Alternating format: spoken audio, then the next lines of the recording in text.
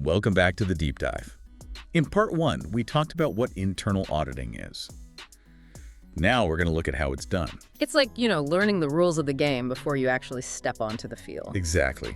And in the world of internal auditing, the rulebook is called the IPPF, the International Professional Practices Framework. Right. Developed and maintained by the IIA, that global organization we talked about earlier. Okay, so the IPPF is like the ultimate guide for internal auditors. Yeah.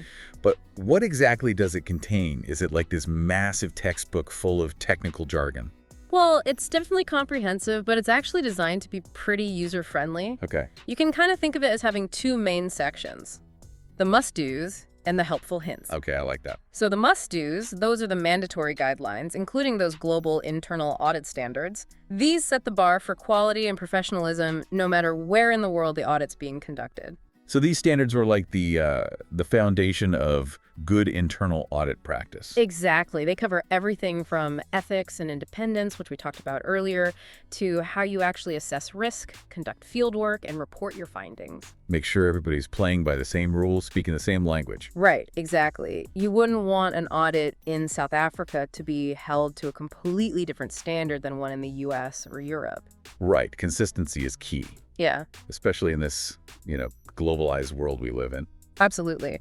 And these standards, they're not just vague ideas. They lay out very specific requirements, considerations for different types of audits. Oh, okay. So if you're doing an IT audit, for example, there are specific standards that would apply because the risks and controls are going to be different than, say, a financial audit. So it's not a one-size-fits-all approach. Right. The standards are flexible enough to adapt to different industries, risks, audit objectives. And that's important because the business world is constantly changing. Exactly. So the IPPF, it provides that framework, but it's really up to the auditor to use their professional judgment and expertise to apply those standards in each unique situation. Okay, so we've got the must-dos, those mandatory standards. What about those helpful hints you mentioned? That's the supplemental guidance section of the IPPF. It's packed with additional resources and insights to kind of help auditors navigate specific challenges and areas of focus they might encounter.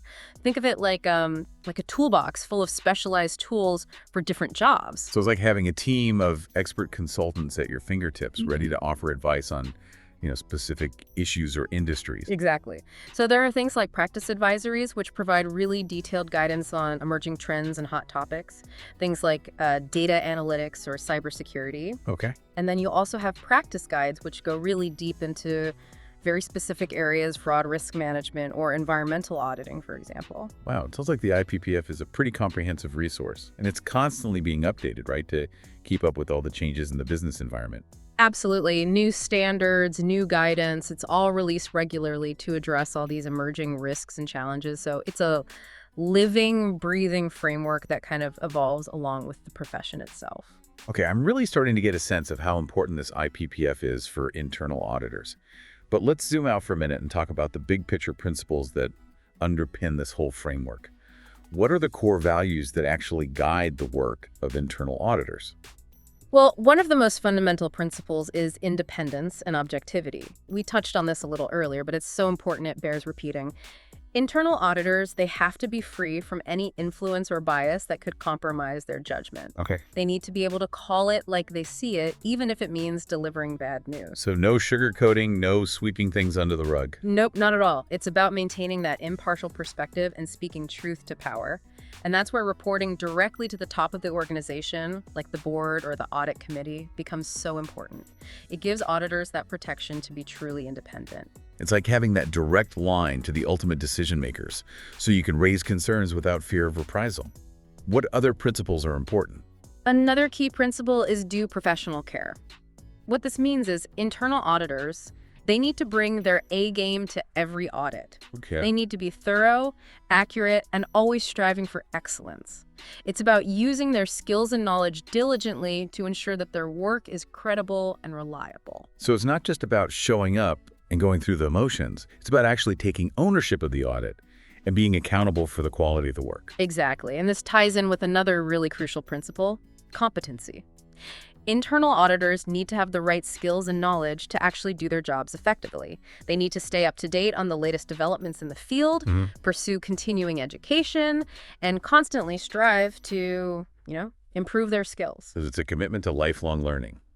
That's pretty inspiring, actually.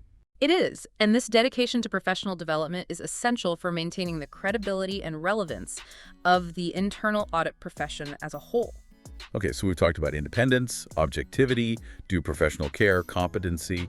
What else is important? Confidentiality is huge. Internal auditors are often privy to very sensitive information about the organization, their finances, their operations, their strategies, and they have a duty to protect that information and make sure it's not disclosed to anyone who's not authorized to see it. So they're like the keepers of secrets, entrusted with this confidential data and bound by those ethical obligations to keep that information safe. Exactly. It's about maintaining that trust and integrity both within the organization and with external stakeholders. These principles are also important. It's clear that being an internal auditor, it's about a lot more than just crunching numbers. It is. It's about upholding ethical standards, maintaining objectivity, always striving for excellence.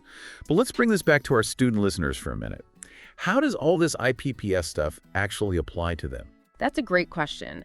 Even if you're not a certified internal auditor yet, understanding the IPPF and its principles is so crucial for your studies and your future career.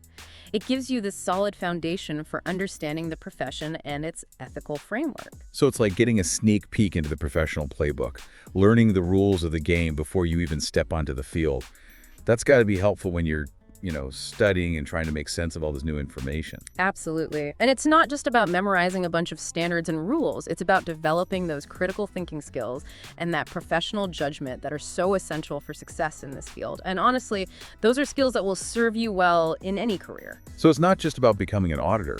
It's about developing that mindset of continuous improvement, ethical decision-making, a commitment to quality. Exactly. And the IPPF, it can be a really valuable tool for students in developing those skills. It provides that roadmap for ethical and effective internal auditing.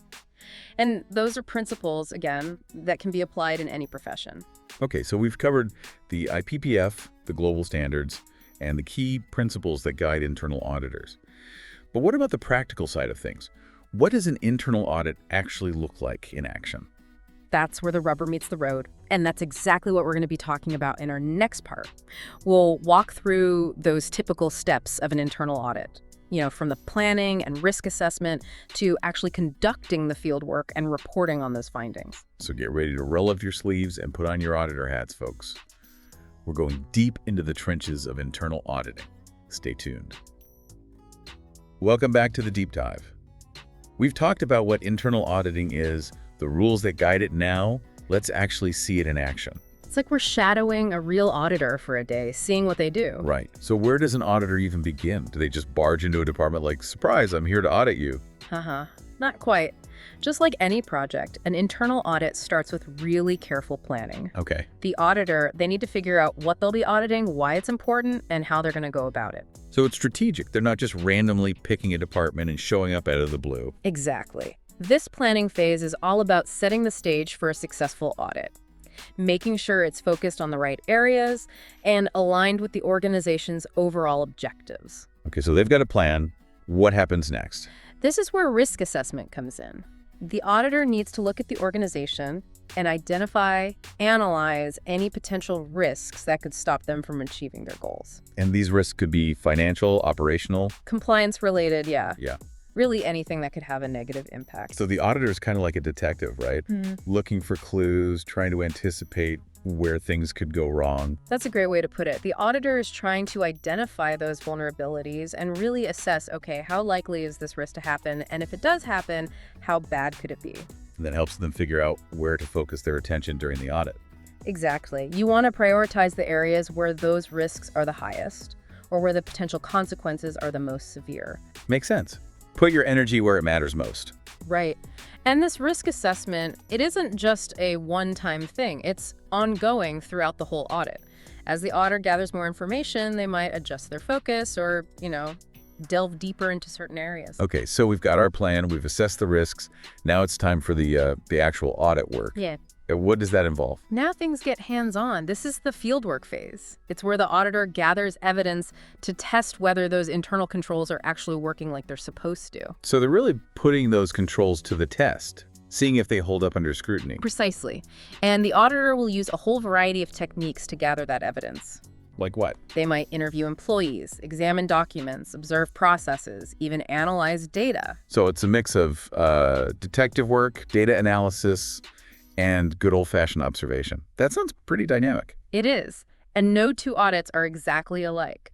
The auditor has to be able to adapt their approach based on the specific risks, the controls, and the industry they're auditing. Now I'm curious, what happens if the auditor actually finds something wrong? Do they just blow the whistle and walk away? Not at all. If they find a weakness in the internal controls, they document their findings and they come up with recommendations for how to improve things. Okay. And that's a crucial part of the process. It's not just about finding problems, it's about helping the organization fix those problems. So they're not just pointing fingers, they're offering solutions, working with the organization to actually make things better. Exactly.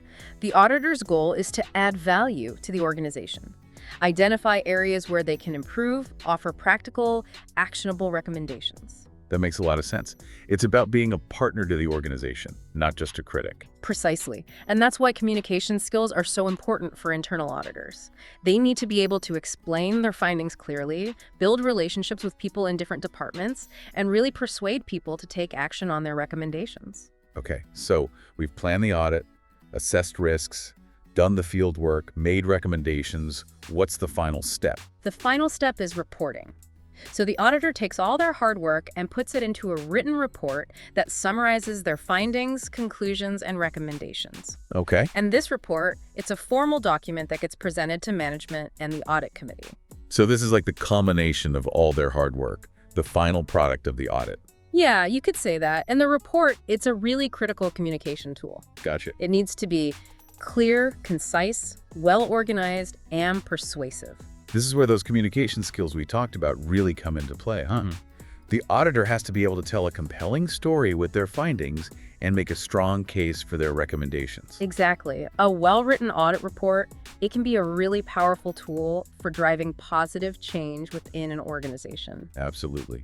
Okay, so we've walked through this whole audit process start to finish. It's been quite a journey. It has. And I hope our listeners have a much better understanding now of what internal auditing really is, how it works in practice. Me too.